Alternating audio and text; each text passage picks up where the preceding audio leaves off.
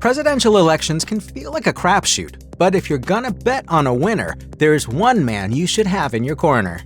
Every time a United States presidential cycle rolls around, it all but consumes the airwaves, or web waves, whatever, with an endless, suffocating, crushingly repetitive cavalcade of accusations, speculations, and click-craving article titles.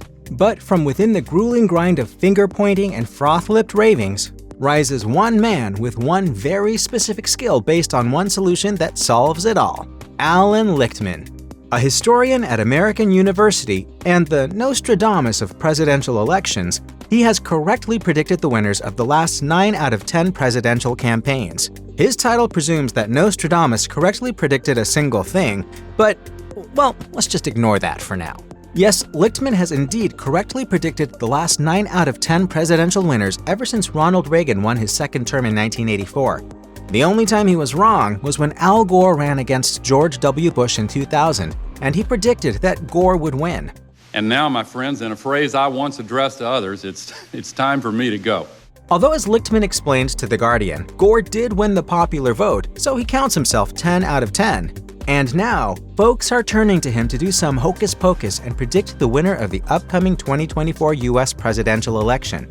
Hint, it's not Donald Trump. As American University writes, it's all a matter of meeting certain criteria. Meet 8 out of the 13 and presto, you win. Lichtman and mathematician Vladimir Kilis-Baroque analyzed presidential elections going back to 1860 to develop his criteria, or keys, which, if recent history is any indication, prove his predictive powers. To Lichtman, if a candidate meets 8 of his 13 criteria, it's game over for the competition. Speaking to The Guardian, he claimed his criteria have stood the test of time precisely because they aren't mathematical or statistical, but rather look at human behavior to produce holistic judgments and subjective evaluations. Take key number 8, which is, there is no sustained social unrest during the term. If we're being honest and not inclined towards partisanship or contrarianism, most of us would probably come to the same common-sense, true-false assessment. This is a very different approach from polls, which Lichtman told USA Today have zero predictive value and merely provide temporary, short-term snapshots of swaying public moods. As far as the other criteria, they do make sound common sense. It works in a candidate's favor to be the sitting president, have no strong third-party opposition, and see incumbent party gains in the House of Representatives after midterm elections that eclipse those in the previous. Additionally, short-term and long-term economic growth work to secure a presidential win, same as if an incumbent produced substantial policy changes. Foreign military success is important inasmuch as an incumbent achieved some international political or military victory and didn't endure some international political or military defeat. Also, scandals are bad. Finally, we get to the aforementioned social unrest and the comparative charisma of each nominee. Because everyone is wondering the same thing, at the time of this video, Lichtman predicts that Kamala Harris will win the 2024 presidential election. As USA Today cites, she has cinched 8 out of Lichtman's 13 criteria, which is the minimum number needed to win. We are joyful warriors.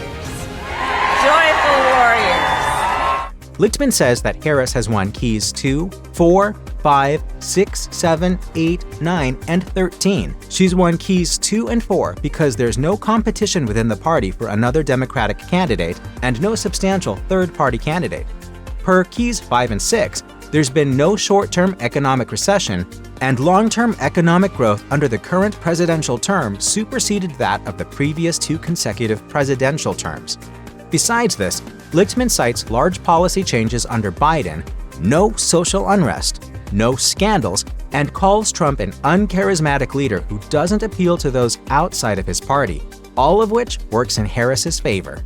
No matter the reliability of Lichtman's methods, it bears noting that he previously said it would be a huge mistake for Joe Biden to drop out of the presidential race.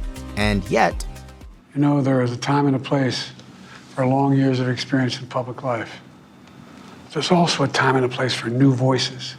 Following Biden's disastrous debate performance on June 27th, Lichtman said of Democrats who wanted Biden to drop out, they don't know whether Biden is physically capable of carrying out a second term or not, but debate performances can be overcome.